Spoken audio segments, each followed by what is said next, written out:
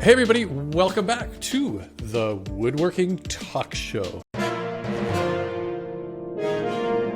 Just a reminder, if you are woodworking curious and feel like you just don't know where to begin, Mark, would you consider yourself woodworking curious?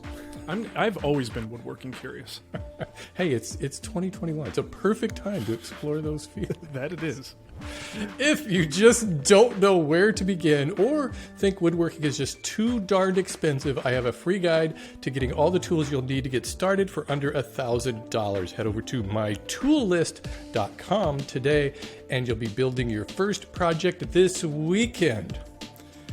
On October 18, 2006, Marc Spagnuolo made YouTube history when he posted his first video descriptively titled 1.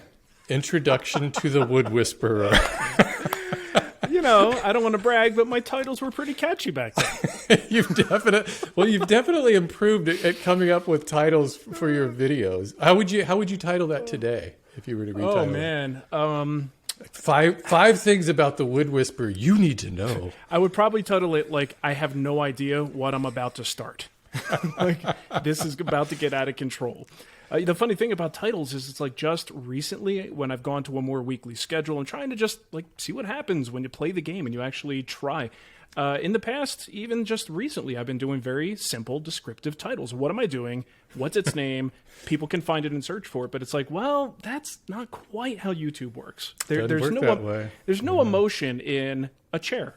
Right. It's like, what was the struggle in making this chair? That's what goes into the title. So for better or worse, I've started to get on board with the titling a little bit. Yeah, I mean, especially since so much of what YouTube shows people is kind of based on watch next and the algorithm. The search is really kind of on a lower level of what YouTube is interested in. Yeah. And it's that, you got one chance to get people, right? They see the thumbnail, they see the title. And again, I always say for better or worse, because I don't love it and I don't think it's great. But at the same time, it just is what it is. And you either want to make your stuff work in that environment or you don't. Right. So that video outlined exactly what his channel was about and who it was for. It's a focus that he's consistently maintained for 15 years. It's amazing. His woodworking is some of the best in the business, showcasing beautifully crafted furniture using a combination of traditional power tools along with planes, chisels, and other hand tools when needed. Marc's videos always feature useful tips and advice to improve your woodworking at any level, exquisite furniture building, a soothing voice, and a healthy dose of comedy that will either make you chuckle or laugh, but you probably mostly just groan. Yeah, dad jokes mostly. And if you really want to learn how to make fine furniture, there is no better resource than the Wood Whisperer Guild, filled with countless hours of step-by-step videos detailing everything you need to know, along with full detailed building plans showing you how to make everything from a shaker table to a sculpted rocking chair. Whether you want to build a chest of drawers, a writing desk, or a dining table, you can expect expert instruction teaching you all the finer points of woodworking. Marc is also one of the hosts of the long-running podcast Wood Talk, which he started on April Fool's Day in 2007. It was the worst joke ever. That's got to be one of the longest running podcasts in any genre around. Still, that's amazing. Yeah. And if that weren't enough, he and his wife Nicole do a live stream every week. I'm exhausted by this point. Hey, Marc, welcome to the show. I think I found my new ad copywriter at this point. So thanks for that, Steve. You're welcome. Thanks for joining me. So you took a big risk in 2006. Okay, so you were basically the first. There was kind of, in 2006, there were two guys posting videos, you and Frank Howarth, but you came in out of the gate knowing, like, boom, this is exactly what I want to do.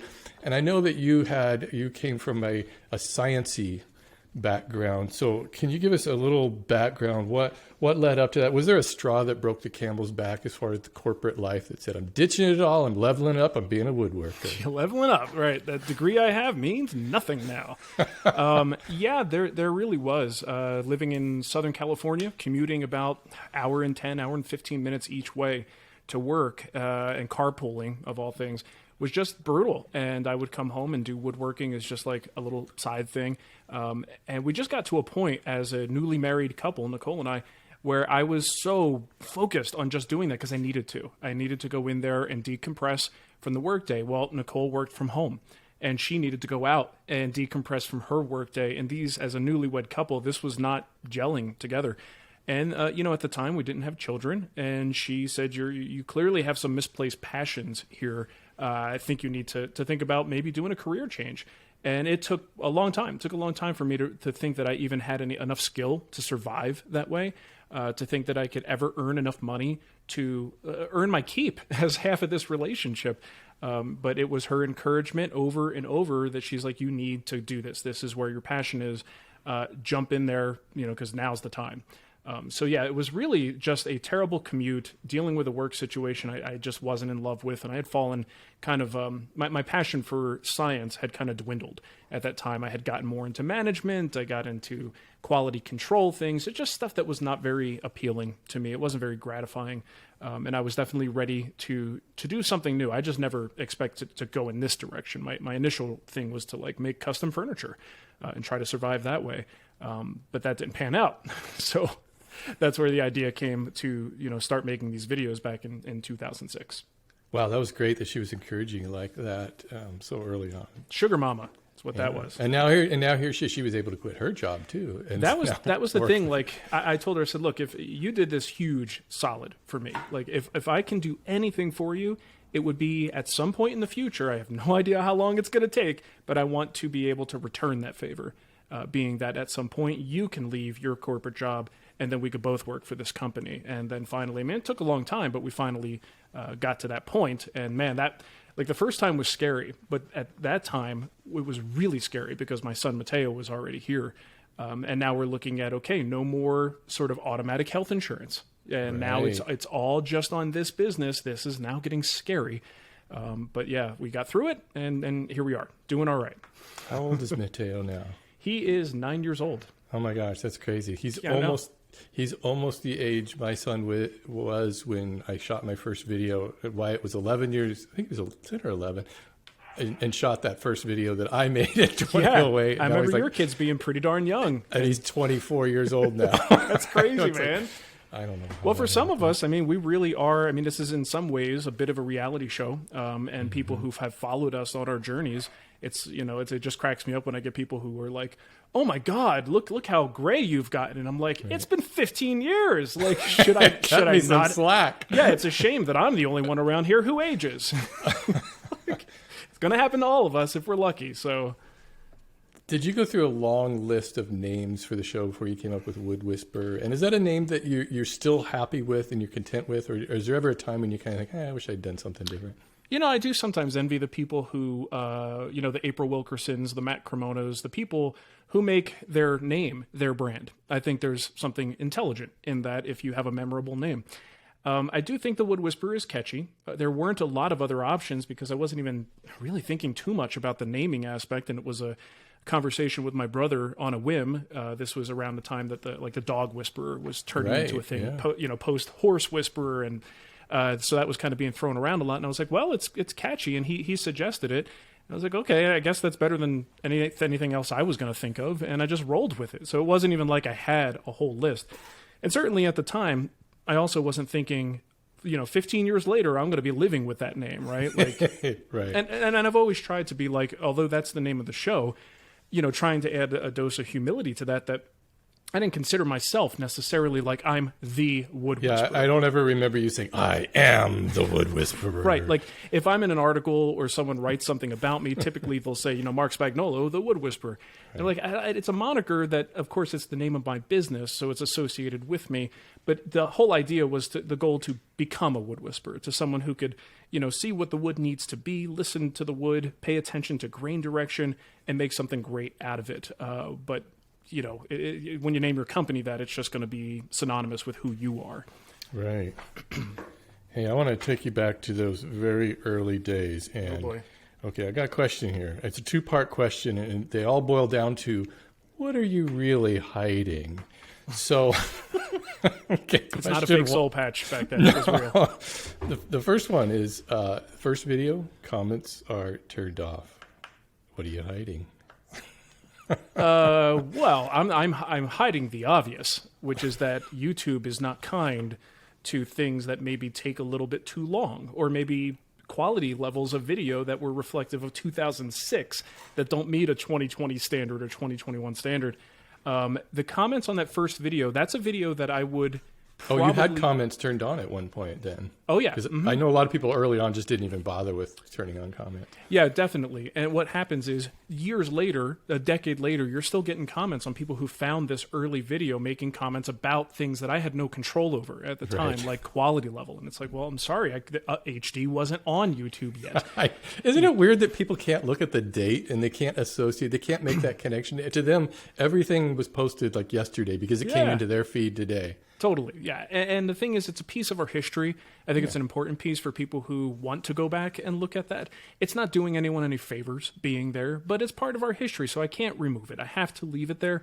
But at the same time, I also don't have to be a punching bag because this was an early video. I was, I believe at the time, just reading off of a laptop computer that I made into a quote-unquote teleprompter just so that I wouldn't mess up the words. I probably had a little aluminum lamp from Home Depot, spring clamp to a ladder to bring a little bit of extra light. Like, that's the level we were at the time. So that's the reason. And that's probably, if I'm not mistaken, that might be the only video that we have comments turned off on. And it's actually an amazing video because it shows that you knew right from the start what you were going to do with your channel and what it was about. Nobody in 2006 knew what they were going to do with their YouTube channel. It was really crazy. You had an actual show out of the gate, which was really rare. Now, of course, everybody has you have to come out of the gate with that. Well, and I think at the time, I really personally missed some of the stuff that people, like us starting woodworking at that time or being well into woodworking, the stuff we enjoyed on whether it was PBS or HGTV, and the landscape was really changing dramatically, and we weren't able to get that stuff anymore. And I was like, you know what? This is where it's going to happen. Like TV, I'm not going to say it's dead, but TV and what we thought it was for woodworking, those days are gone. And that's even back in 2006. And I don't think I was wrong in that. I don't think there's any good substitutions for that since then. So I missed that stuff. And I thought, well, you know what? If there's a new generation of woodworkers, they're going to be going to the internet to get this. And I'd like to be, someone who maybe fills a little bit of the void of the David Marks and the Norm Abram of the world. Like, give them something they can bite into with a little bit of a new flair and a sense of humor, if possible. Yeah, I mean, when I started my channel, I had one person to look to for inspiration on YouTube, and that was you. There wasn't anybody else doing it. I remember very well shooting my first video and sending it to you and to ask you what you thought of it. And I'm sure you were being polite. You didn't want to say like, this thing sucks, but you said that's a great job. Be careful about what you show as far as safety, because people will make comments and, oh, was that prophetic? Because I'm getting hammered over here. It is interesting. I mean, that's even back then, I think I was very apprehensive about YouTube for that reason, because it's the community is so vocal. No matter like what you do, there's someone who's going to have an opinion on it or a correction or something that you could maybe have done better. And even back then, the writing was on the wall that this is what was going to happen in this community if you want to be a part of it. Yeah, you've always approached it very cautiously as far as what you post, and it's very to a fault, honestly. Very wise. No, I mean it's good. It's funny. I was talking to Mortise Tenon a couple weeks ago on this show, and he mentioned that he had watched recently Norm Abram video, and said, "Oh my God, it's like unwatchable today because we're so used to a much faster style of woodworking video that it's like really hard to watch." And I thought, wow, that's probably true. I haven't seen one of his, in ages, his show, but yeah, I can see that. To this day, though, I will still pop in a David Marks DVD from Woodworks and just enjoy the heck out of going through a 20-minute episode of one of those shows, watching this guy who's really more artist than woodworker even, come up with a design that I could never think of, and execute it flawlessly in this somewhat awkward TV format that he had to conform to. But man, it puts me in a relaxed state. It's the difference between like, you know, going to the gym and listening to a punk song versus coming home and having a cup of tea on the porch and listening to smooth jazz. David Marks is the smooth jazz of woodworking, you know. And, he's an artist. So I watch that stuff, and that pace, that slowed down pace, makes me feel more creative and makes me feel calm. Some of the pace of what, you know, it's probably why I don't watch a lot of the woodworking stuff on YouTube unless I'm like being directed there for something, because it's not to my personal taste to just zip through a project like you know, almost not giving anything time to breathe. Right. I remember talking to David Marks, and he said that on his TV show, and this must have been like early 2000s, I guess, is it about when that was. They made him roll his sleeves down because they didn't want tattoos to be showing on TV. God forbid, tattoos. Yeah, so he had that like Eddie Bauer button-up shirt. Right. Well, and the funny thing is with David, it's like you watch that, you assume this guy is just he's a certain personality type, and then you meet him and go, totally wow. different. This guy's a California hippie. He's definitely a hippie. He lives right near me up in Santa Rosa. I think does he still live in Santa Rosa? Yep. Yeah. Great guy. But that show did not do his personality justice, that's for sure. No. What do you think? Okay, the other thing I wanted to ask you about, what are you hiding? Okay, this is also in those first ones. Okay, so, and I wouldn't know this except that you numbered your early videos. Yeah. It goes from 1 to 4.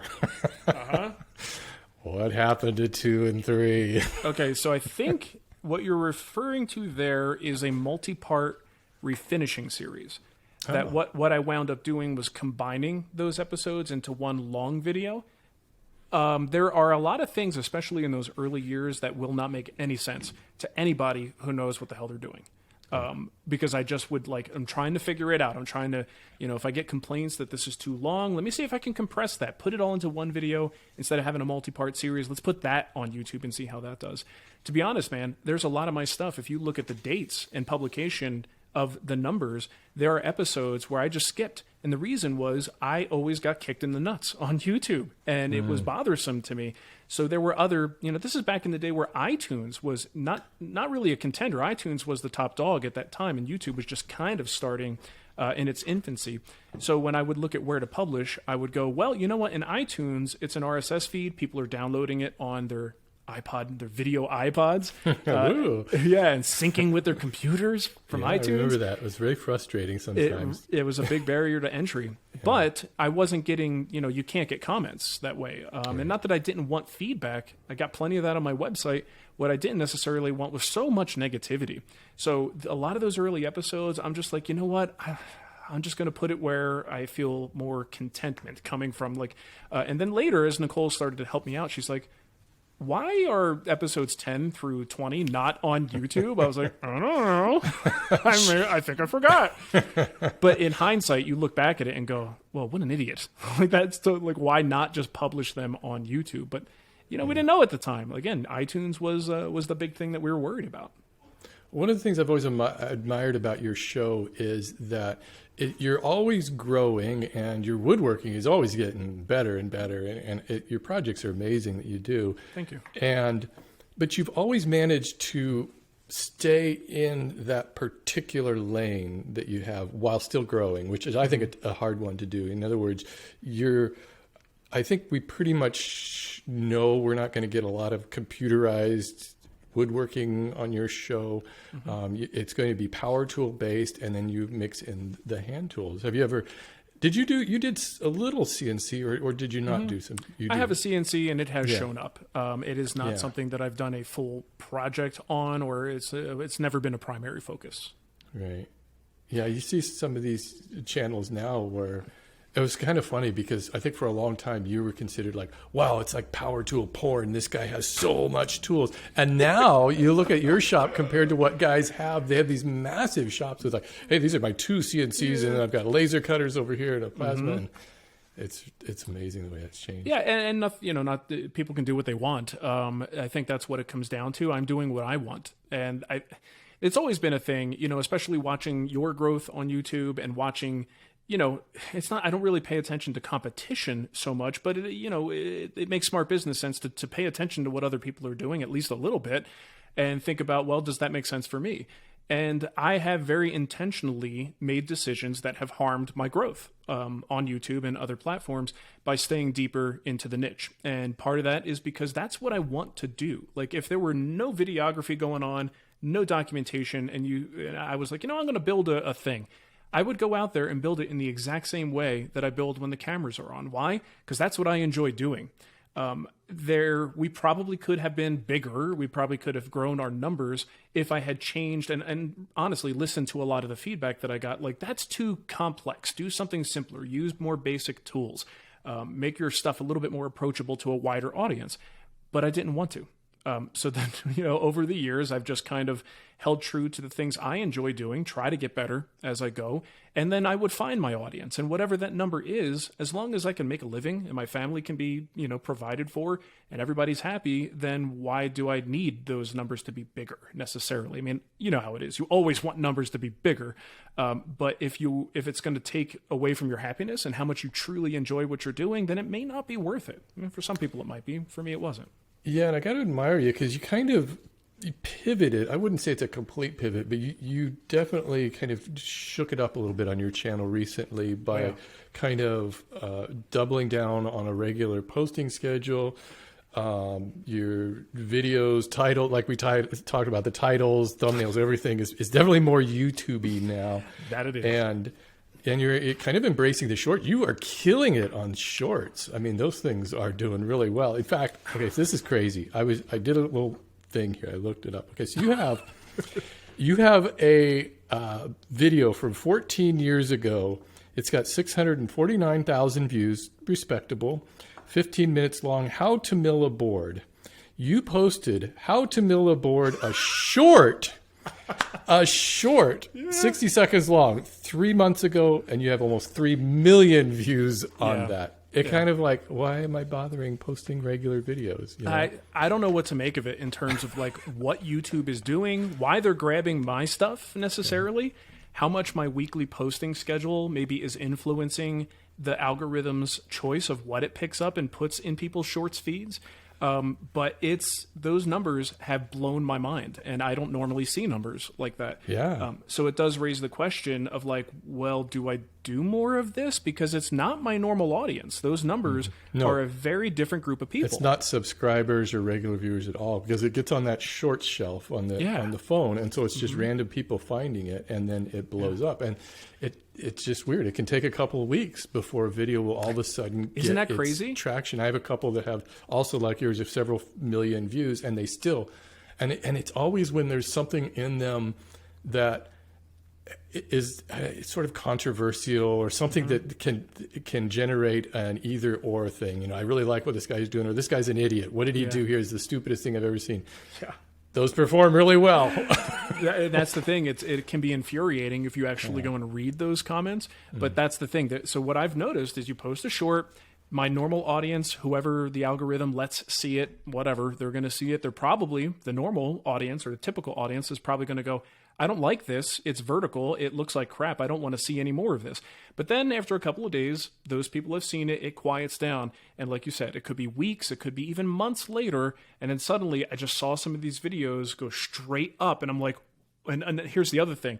The barometer that's sort of telling me that this is happening is I start to see an influx of ridiculous comments. And it's because what's happening is it's non-woodworkers who are seeing this, who have an opinion on the definition of the word square, right? Yeah. And that's not square. That's a rectangle. I said it was square. I didn't say it was a square. But like they get caught up on the little minutia, and I'm like, well, that's because this is not my woodworking audience. It's a totally new audience.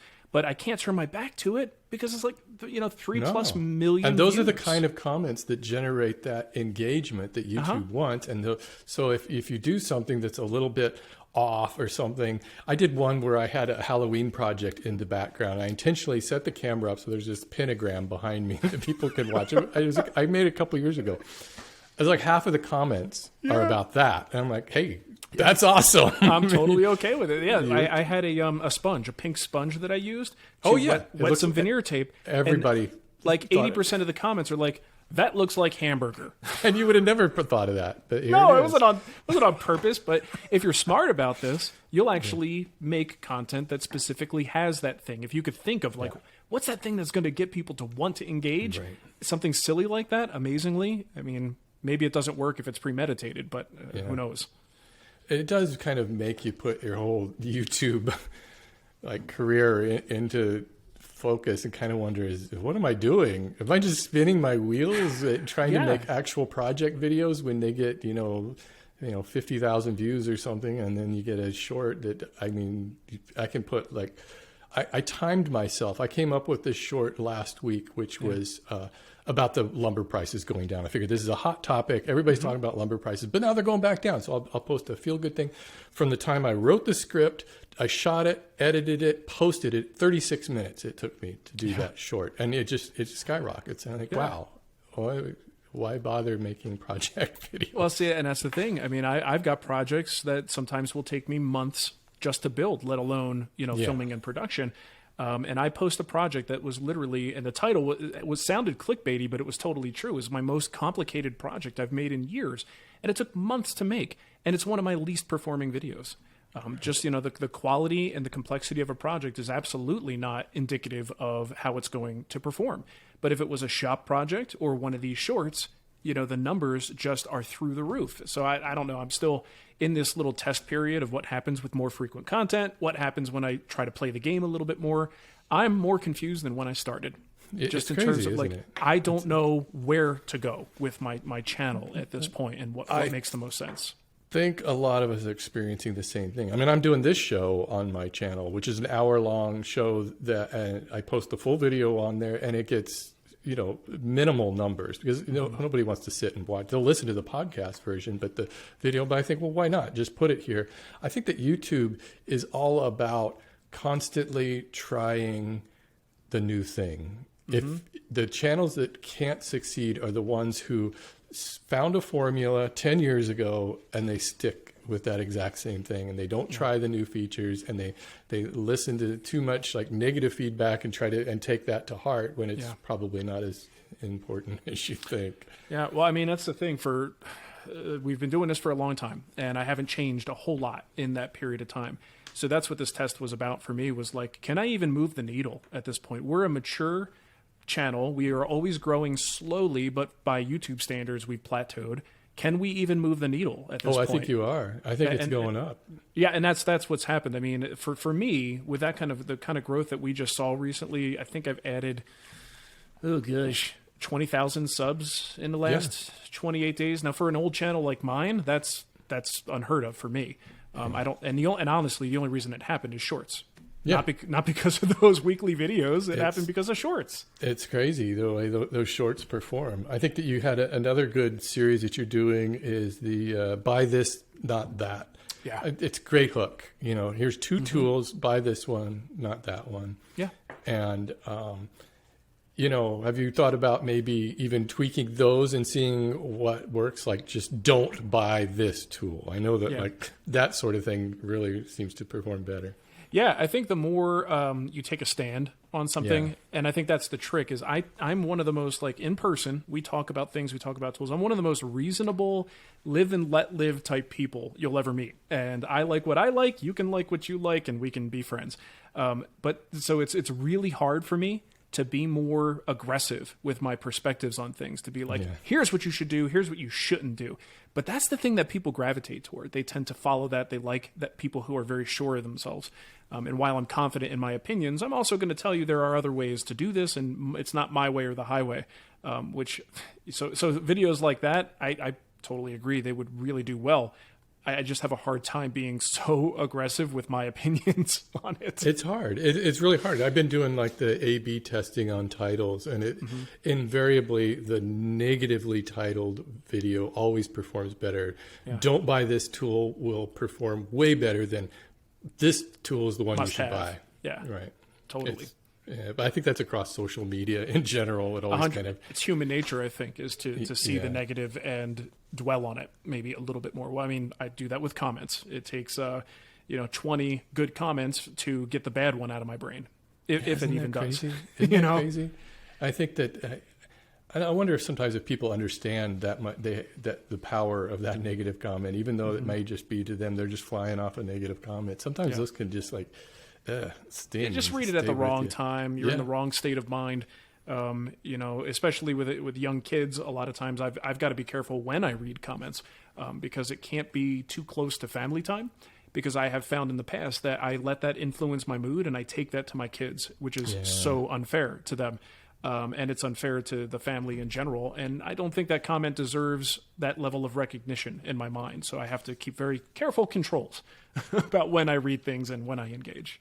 Well, let's talk about a group of people who love everything you do, and those are people who have bought your guild projects. Let's talk the Wood Whisperer Guild. Now, you started that a couple years after you started the Wood Whisperer, or it was pretty early on. Like 2008, I think is when we did so it that. was just, 2 years after you started. I mean, that was pretty good. And now you've brought in other instructors, too, on that. So it's not just you making these videos and plans. How many people do you have working on those now?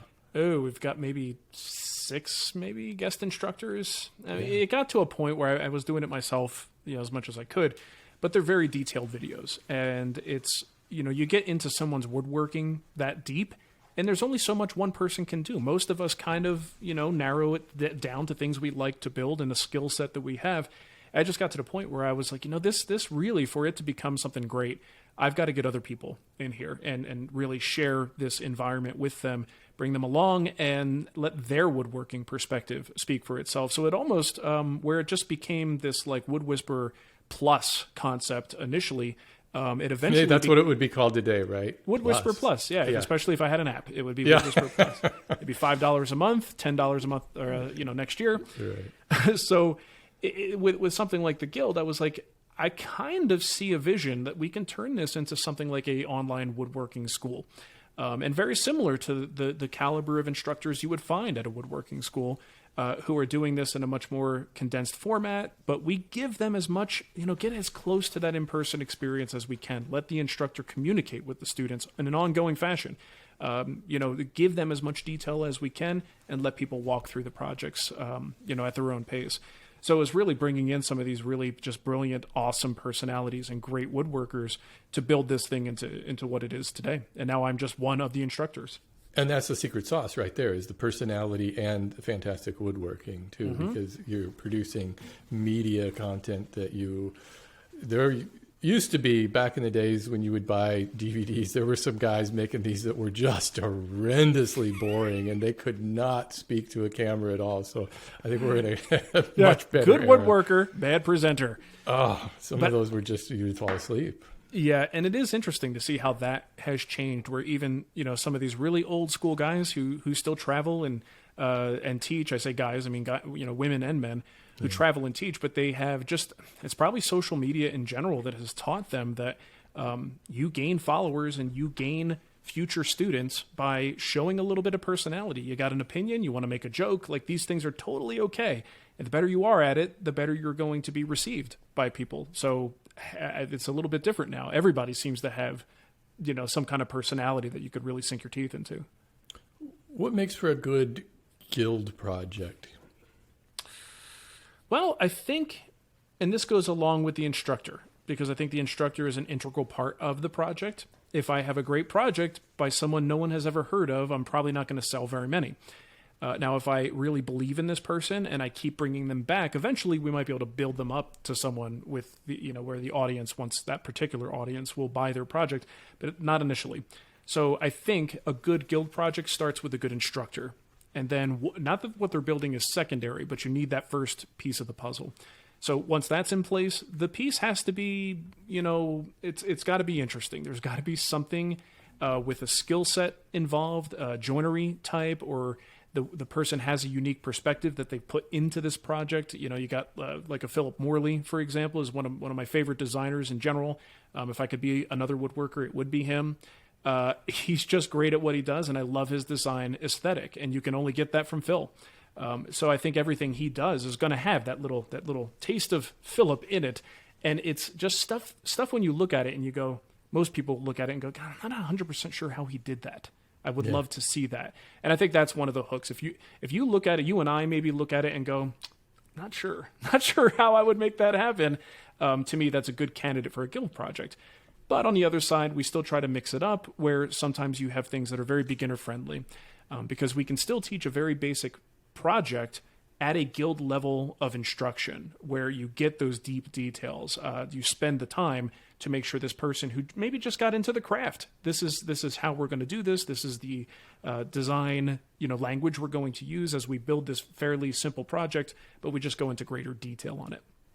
I mean, the projects you have on there, they're just all just beautiful. They're just gorgeous projects, really. I mean, especially like, I'm just looking through them right now. The Krinov-inspired display stand, that's your project. I love, that's kind of a modern look. Just really cool looking. Matt Cremona's Queen Anne Highboy sitting out there in the You want to talk about a disaster? What? Like from a business perspective? Yeah. We found the upper limit, right? Like there is an upper limit to how long a project can be and how much you can charge for it. This thing is, I mean, this is an heirloom piece of work here. It really is gorgeous. Absolutely. And he puts so much time and effort into that, but 36 lessons, 672 minutes. Wow. And to price that accordingly, no one would buy it. You know what I mean? Like you can't sell them at the price that would really be, make it worthwhile. So Matt found our upper limit as to like, how much can we pack into? Well, you had to have somebody be that person. Better him than me. So. That's pretty funny. But he's got other projects on there. They're probably a little bit more approachable, and they're equally beautiful. And you have the chairs on there too, which, I always kind of think most woodworkers find making a chair very intimidating, and probably your sculpted rocker, I would say that's probably your highest point of chair making. Is that right? Yeah, in a sense. It's so formulaic in terms of following Malouf's stuff that, it's, I actually like, if you are pretty decent at freeform carving, because it's very freeform, the eye is very forgiving to curves. So it's not quite as difficult as you might think. There are chairs that are, I think, equally challenging that maybe don't look as fancy as that one looks. But certainly that is a higher degree of difficulty than some of these other ones. What's the best-selling project?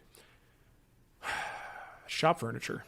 Shop furniture is always the best selling stuff, man. Isn't it? It like is. with all this gorgeous furniture that someone would love to have in their home, the thing that woodworkers are after for whatever reason that they get the most excited about is shop furniture. So the split top Rubo workbench is definitely continues to be our best selling project.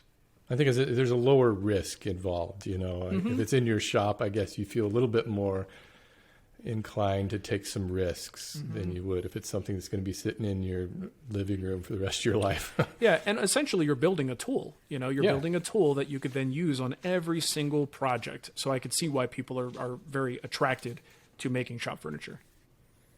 Do you think you've developed your own design style, and how would you describe it? People say, I've had people say, "Oh, that looks like something that Marc made. That looks like a Spagnuolo, a Spagnuolo piece." But I mean, you could look at it across my things that I've made, my portfolio over the years. I've never really wanted to sell myself as a designer. My legacy will never be the furniture I made. It will be the instruction that I gave, the woodworkers who I may have taught how to do something, and they may have gone on to do something amazing with their woodworking. I bounce around so much because I want to try different things. I want to do green and green. I want to do something that's a little bit, more modern, mid-century modern.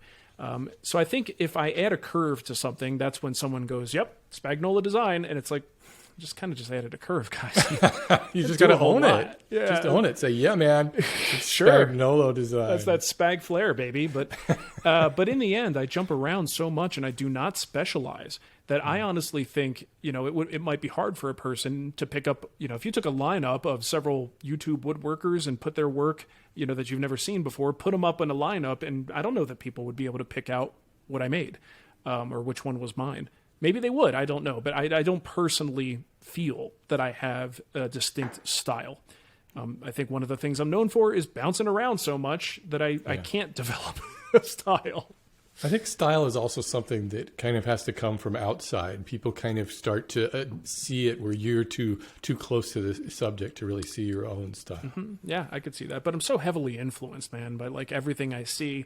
Woodworkers I admire, stuff I just want to have an opportunity to build. Right. You know, I'm not the first one building a Krenov display stand or a Morris chair. That's just the one. I've made a few changes to make it my own, but, you know, is there a Marc Spagnuolo style to that? I don't know. I have no idea. Do you ever see Chris Salamone, Four Eyes Furniture? So Yep. he's, I had him on here a few weeks ago, and he's kind of the opposite. Design is everything to him. The woodworking, he could take it or leave it, but the design, and I think that he's one of these guys who is really starting to develop this style that is real distinct. I like it. Yeah, I mean, as long as, and Chris is a great guy. I love his stuff. Always loved his channel. To me, I get a little bit nervous of something like that for me personally, because I change my mind so much, you know, so being like, you know, the guy who does this one thing, like Daryl Peart is green and green, you know, that's what Daryl does. I would probably want to shoot myself if I had to make nothing but green and green for the rest of my woodworking career. Wouldn't go so well. So yeah, I mean, I'm glad there are people who specialize, who could take their designs to a new level. But that's just not for me. I get too bored with the style. It probably makes a lot more business sense not to specialize too, because everybody you're going to sell to is going to have different tastes. Yeah, and I can go to the Daryl Pearts, the Philip Morleys, the Jory Bringhams. I can go to those people, and they specialize, and let them do what they do best, instead of me trying to do my best impression of them. Right. And what kind of a team do you have these days as far as your production? So it's me and Nicole, of course, here, and I have an assistant that works part-time, 4 days a week, John. He basically is anything I need help with in the shop, going to get materials, holding the camera, and then, of course, doing some of the woodworking, and an idea guy. It's always nice to have another brain to bounce either woodworking-specific ideas or content ideas off of. And then we have Todd in Texas, who is our editor/videographer. So one of the things I don't enjoy that much, I enjoy being at other people's shops, and I enjoy working while I'm there. I hate traveling. So one of my goals with this business was to get to a point that I had someone I trusted enough that I could send on location and say, hey, why don't you drive out here and go get the footage for this project? So we are sort of building that up now. COVID, put the brakes on a lot of that, but Todd is doing a fantastic job as a videographer and an editor, and it's gotten to the point now where he's filmed 2 of Philip Morley's projects, and I'm so jealous because I watched the video quality, and I'm like, I want that for my stuff, but it's so hard for me to be like, yeah, Todd, come to Colorado and we'll do a project. I'm like, I do it myself because it just makes more sense. It's cheaper. But I want the video treatment that a professional can do, so it's a whole thing. And then also, I can't forget my mom. My mom, she's supposed to be retired, but she is a bit of a workaholic. She loves working. She helps out with a lot of the merch, doesn't she? That's her main thing is store sales, merchandise, books, any physical items, and then a little bit of the back end, maintenance and questions, Q&A, and stuff that comes in through the website. What was that? What was your experience like writing a book? I know you wrote the Hybrid Woodworker, or it's Hybrid Woodworking. Hybrid Woodworking, yeah. Right. And did you enjoy the writing process? And was the whole thing ultimately worth it? I think it was ultimately worth it. But when you come from a background like you and I do of making, like, our bread and butter becomes this video stuff, slowing down to do what it takes to write a book feels really awkward, and you have to ask yourself, like, is this worth it? And I think monetarily speaking, the book on its own and the revenue that's generated from the book, no, not worth it. Financially, not worth it. Every author I've talked to said the same exact thing. Yeah, I mean, you got to be super prolific in the world of books in order to make James Patterson or something. Yeah, there's a reason why these guys are writing tons of books, is because they have to. So money-wise, not so much, but we tried to be smart about it. So instead of just releasing a book, we attached the pre-order of the book to a free digital product, being something in the guild, which is definitely something that boosted sales, but also then brought more people into the guild. So we kind of used it sort of like a loss leader in a way, to not only increase the sales of the book and increase its visibility, but to bring more customers into the fold for the Wood Whisperer Guild. So in that sense, totally think it was worth it. I also think the book is, for those of us who are concerned about reputation, having a, not a self-published, but an actual publisher want to make a book with you is, it's a resume builder. So that led into Essential Joinery, which I had said I would never write another book because of the experience. But I was convinced to write another book, and pretty much the same thing for the second book. It's super cool. It was neat to see it. The process is cool. We still sell tons of books, but it is a process. It's a real difficult process. That's very different than what we usually do. What's the number one joint people need to know? Essential. I think the mortise and tenon is pretty darn essential. I mean, if you're really getting into, and I say mortise and tenon, but also its analogs, I think, are perfectly acceptable. If someone is doing pocket screws, that's a mortise and tenon substitute or analog. If you're, getting into it and you got the budget for a domino, fine, that's a mortise and tenon. But the idea of joining two pieces with a piece that goes between them to lock them down, I think, is a really important skill to have. It's also, everything you need to do to make a true mortise and tenon. These are great skills to have as a woodworker, drawing a line, cutting to a line, fitting a piece into another piece, using your router to make a mortise. Super important stuff. So it's a fundamental joint because it's a good joint, but I think it's fundamental in the sense that it's a good, bouncing off point to a ton of other techniques. So as somebody who's made a lot of fine furniture, and all of the ins and outs and what to look for in furniture, say that a person wants to buy, say, their first piece of real solid wood furniture. They've never bought it before. Maybe they only bought IKEA furniture. They'll say they want to buy a dresser. What are like the most basic, simple things they should be looking at so that they know that they're getting quality and they're getting their money's worth? I think that's hard in today's market. I mean, I still buy furniture periodically if I don't have enough time to build something. We may go out and buy something. I guess if you found a really good store, right, and this store does have good quality solid wood furniture, I'm not anti-plywood in any way if it's incorporated in a way that makes sense for the piece.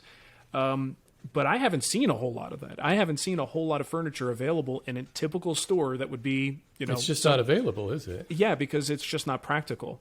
You have to go to a different level to get anything that even comes close to the quality of what people like us spend our time doing in our garages and in our shops. So I would actually, but if they have to, well, then okay, I guess it's really hard because it's these things are made to hit a certain price point. There's only so much you can do, So my mom has a desk that cost us like $500 for the whole thing, and it's huge. It's a big desk with a hutch. It's a great video, by the way. We'll love that. The one where I modified it, yeah. The thing's a big piece of duty. Like it's all particle board, pressed board. It's not going to survive if we have to move it an inch to the left. The drawers are really clunky. So I would say, like, if you're going to buy a piece of furniture, one of the things I would really stress is look at the movable parts, the things you're going to interact with all the time. Are they going to wear out fast? So if you have a drawer and it's really skinny material for the drawer sides, the slides are bottom of the barrel crap drawer slides, that's probably going to be a wear point for you in the future. But good luck finding one that isn't. I think that's the challenge. I don't shop for furniture a lot. And when we do, I'm not like going to the fanciest places. So I could totally be wrong in this. But the things that I have seen, it's going to be hard to find anything that comes close to the quality a custom woodworker can make. Right. And I think if somebody was going to be if somebody is in the market for custom woodworking, they probably have a base level of knowledge to begin with, kind of knowing what they want it to look like and what. Yeah, they're sort of, they're on the inside. There's someone who maybe a friend of theirs gets, pieces made custom and they see, oh, that's dovetails. Whoa, dovetails are really cool. I'm going to look for a drawer with dovetails. They start to become aware of it. And I think, it's a game changer. If you can afford it, you see how much better this furniture can be and that this is lifetime furniture. This is furniture you try to pass down, to your kids, not ones, that you're going to probably have to put in the dumpster after the next move. What did you think about that experience of modding the IKEA, I assume it was IKEA, and maybe it wasn't, the desk for your mom. And is that something you would do again? Is that something you recommend for actual woodworkers to do? It's well, it was American Furniture Warehouse or something, big Colorado company here. I do recommend doing that. I think it really was worth it for the amount that I put into it. How happy my mom was with these changes that I made. It looked great. It looked great. You fixed the drawers, those moving parts. Those drawers were the biggest problem with it. That's what started it. My mom was like, look at these drawers. They don't come out all the way. Is there anything you can do? And I'm like, I guess I could, maybe add a box to the back and maybe change the slide. And then it just snowballed. To like, oh, no, I'm rebuilding it. Yeah. Like, okay, I guess I'm doing a video. But it actually became very interesting and a challenge to go, I don't want to just make goofy changes to this thing. What can I make that's like would make a substantial difference to my mom? And honestly, what I was trying to do is stave off the amount of time before I need to build my mom a replacement desk. Right? So the more I put everybody into it now, everybody who knows a woodworker, they're always like, "Can you make me this? Yeah, Can you make me a new dresser?" Yeah, and I did. I got it to the point that she is happy enough with it that I don't think I'll be building her a desk anytime soon. So I think it's worth it because it's a little bit of a woodworker flex to be like, look, I'm not going to make you a new desk, but I'm going to hot rod that thing. I'm going to make it better. I could do it better than that company did. And if it doesn't take much money and you got some spare plywood and you can improve some stuff, why the heck not? Yeah, I think it was a fantastic idea, especially the drawers. I mean, how frustrating is that? Drawers that aren't full extension drawers on a desk. You can't even get to the stuff. We went on vacation recently, and the hotel was like that too. I think it's just things being regulated like crazy for safety reasons to make them anti-tip. And if you can't pull a drawer all the way out, you sure as heck aren't going to tip it over, even if it's physically impossible because of the shape of the desk and the weight of the top. They are just covering their butts, I guess. Yeah, kids aren't going to be climbing up a ladder with them, I guess. Right. Yeah. Well, did you have a favorite part of the building process of building a project? Yeah, I mean, I think every part of the project is really fun for me, except for the design aspect is where I struggle the most. I have a very love-hate relationship with the design, and sometimes things they go smooth, and I find the answers I'm looking for, and yeah, let's do that. This is great. Let's move forward. That oftentimes is not the case, but it's very gratifying when I eventually get somewhere that I'm like, this is acceptable, may not be perfect, but I'm happy with this result. So I love that part. I do love going through boards and looking at my source material and trying to paint with grain and predict what the wood is going to look like after planing and milling and incorporation into the project. I enjoy making joinery. That's the middle part of the project. Assembling, seeing something come together for the first time is gratifying, and then putting finish on a project is great. So it's funny. I actually, now that you asked that, I enjoy pretty much every stage of the project. Delivering it sucks though. If I've got to carry something heavy, that's the sucky part. How much time do you spend in the workshop now? Well, you know what? Now that we have an editor, a lot more. Well, an editor, but also the obligation of someone actually in there at 9:00 every morning. I used to be able to just kind of, I guess I'll help take the kids to school, and then we'll go get some coffee. And when I come back, I come back. Well, when you have an employee standing there waiting for you, you kind of should get in there. So I actually do spend significantly more time in the shop now than I did maybe 2 years ago. And I don't have to be here as much at the desk, which is kind of nice. Do your kids show any interest in woodworking, or is that just dad's thing? I mean, if I could build video games out of wood, or like iPads out of wood, I might be the most popular guy around here. But, really? But so far, not so much. Now they'll get into like a little pre-made project, like the little Home Depot projects. They'll get into that, but it's a 15. It has to last like 15 minutes or less. It's a 15-minute distraction that's made for kids, and they're off doing something else. My daughter has expressed an interest in building a couple little things, but it's like she always gets me when I'm right in the middle of something, and she's like, "Daddy, let's build something," and I'm just like, "It's just not that easy, honey. Like I really wish we could." So I do try to nurture it when they are interested, but neither one of them has necessarily, wanted to spend a lot of time in the shop with me yet, and I'm not going to force it. That's the way I was. My son, when he was little, I guess a lot of woodworkers, if they have a kid, they think, yes, they're going to be just like me. They're going to be really interested. But then you discover, well, they've got their own interests and their own lives, and they're actually their own humans. And so I tried to get him a couple times into the shop, but Just not for him. He would, but he did love like those early times of like holding the camera and shooting and stuff. So, that's more his thing. Well, and the thing is, man, I have unintentionally influenced my son to do what I do. He wants to be a YouTuber. I see. That's the number one career goal of all kids now is YouTuber. Yeah. Yeah, and I try to, caution him about how difficult that is, especially if you want to go into like the gaming side of things and be a streamer or whatever aspect of that you want to get into. This is not easy, No. And I don't know that I want my son to do it, but he's going to go his own path, and I'm going to embrace it. What is he interested in? Making gaming videos?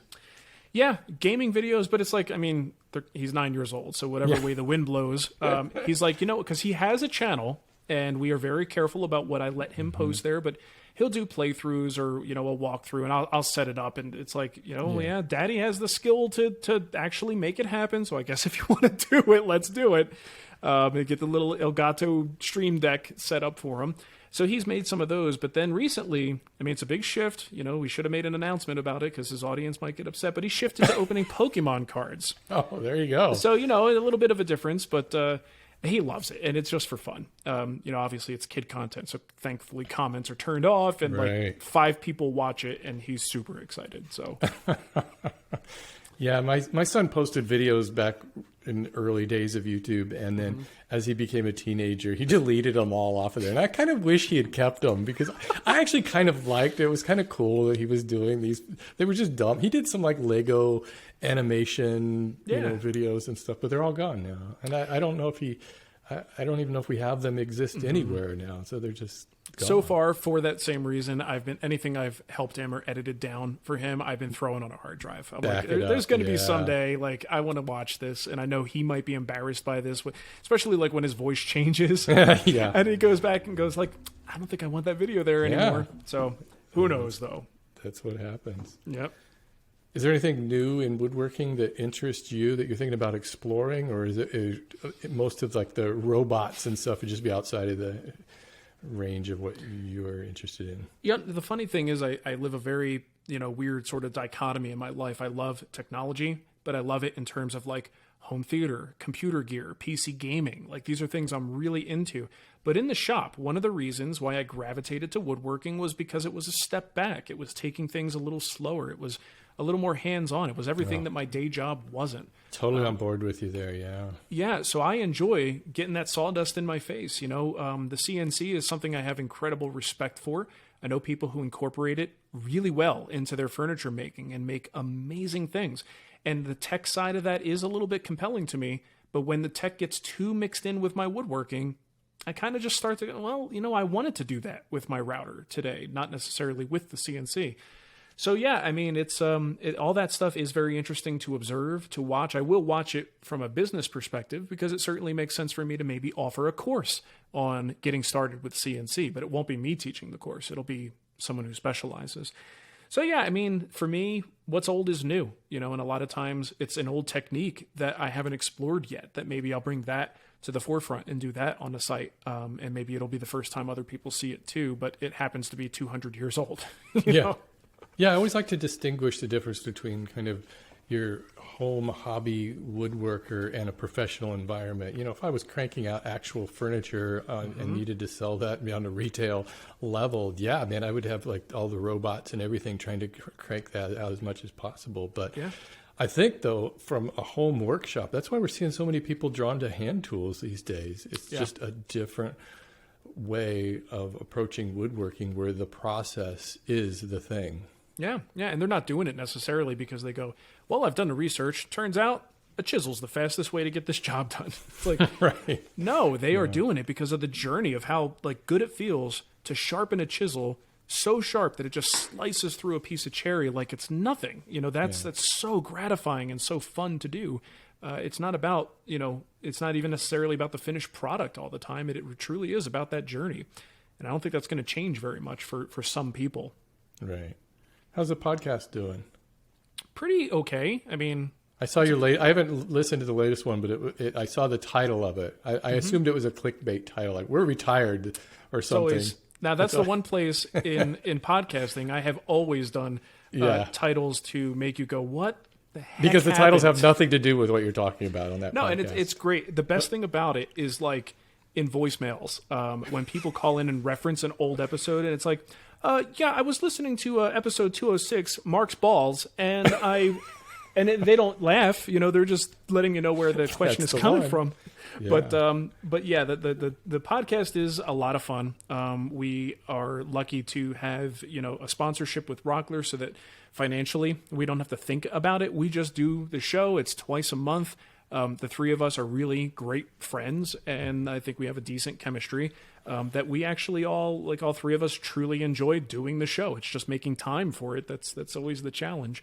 But it's a blast, man. I mean, for as long as we've been doing that thing, we did stop for a year, but then decided, just with feedback, people missed the show. Yeah. And I know when I have a podcast that's part of my routine and they decide to call it quits, it's a little depressing. It's a drag, isn't it? You're like, yeah, what happened to that? Yeah, and I'm like, I missed this for my Fridays. This was something I did all the time.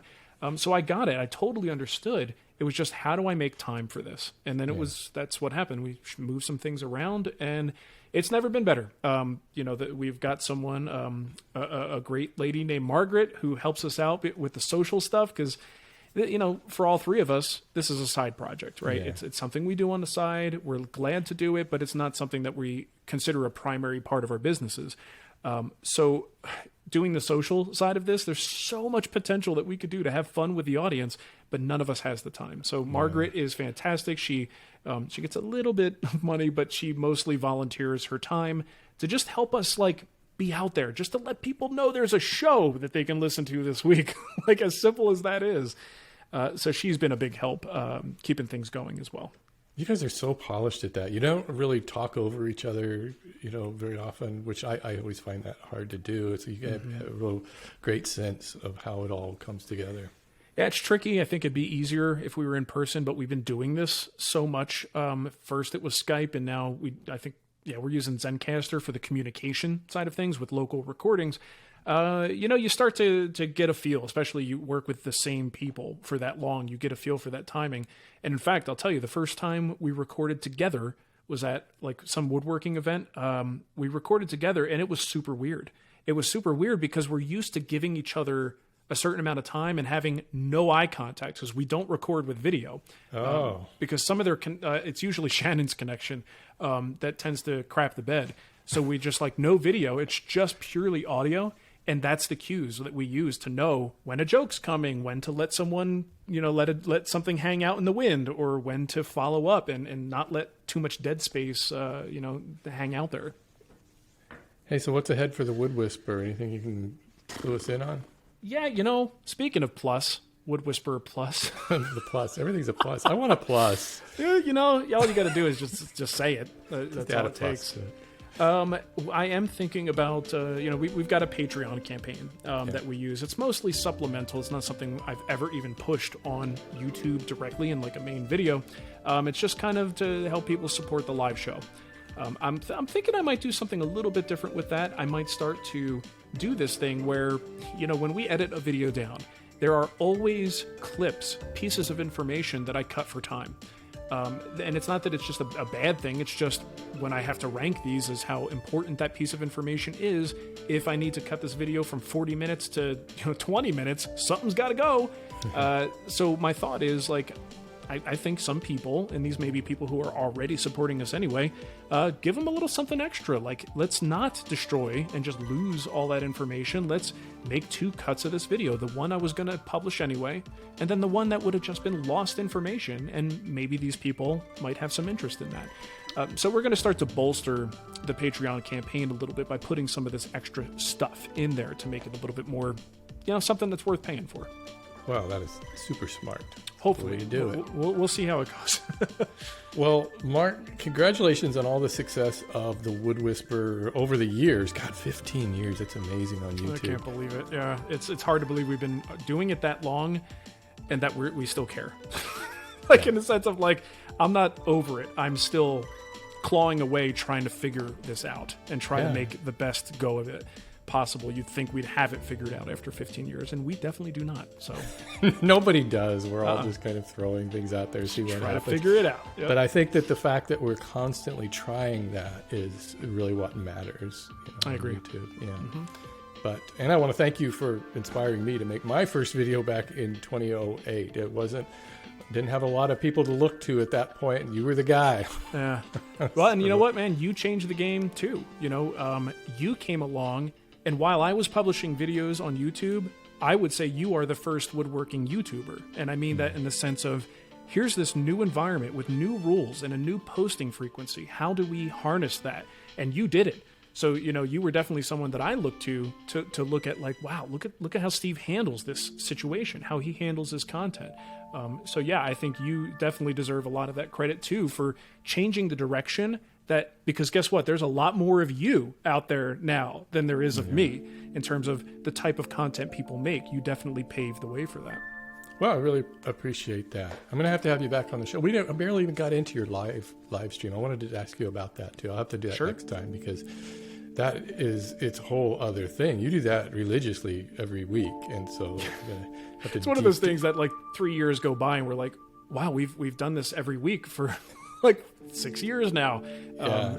I think you inspired some other channels to do those. Other woodworking channels are doing the same kind of thing, the guy and his wife format. Yep, it's definitely happened, and I don't know if it's working for people. I lose subscribers every time we do one. Yeah, so that's true with all YouTube videos, except shorts, but all YouTube videos, you lose it's like, okay, well, that number is going down, but hey, let's do it anyway. We're having fun. Yeah, man, I would love to talk about that in the future. Excellent. Be sure to check out The Wood Whisperer on YouTube. And if you're looking for your next project and need some high-quality plans and lots of video, buy that Matt Cremona Hi Boy. We'll have 600 hours of video or something. It's so lonely sitting there. No one watching it. Head over to the Wood Whisperer Guild and check out everything over there. Hey, thanks for joining me, everybody. I'll see you next time.